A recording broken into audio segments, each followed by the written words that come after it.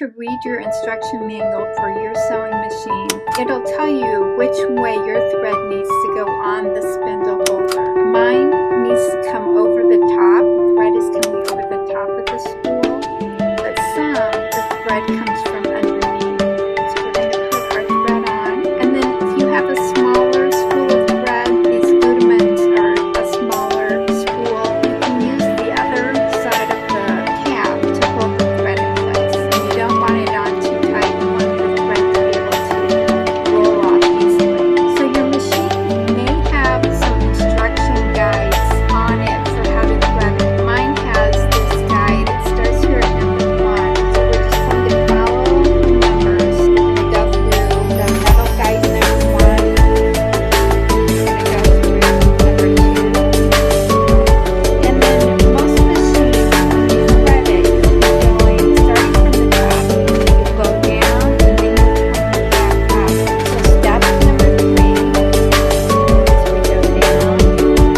Step number 4, we go around. So once you come back up to the top of the machine, you'll get to the thread take up lever. And my thread is on the right side of it, so I'm going to bring it to the left, following the directions, and then I'm going to pull it. Actually, I'm going to use 2 hands. I'm going to pull it so it pops to the front. Once you have the thread in the thread take up lever, I'm going to bring the thread down the front of the machine. And here's our number 6. It's this metal guide right here. We want the thread to go behind the metal guide.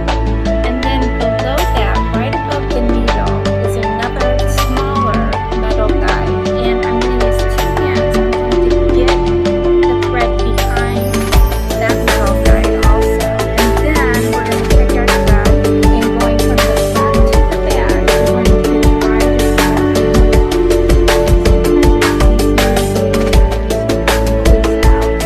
get my hand out of the way.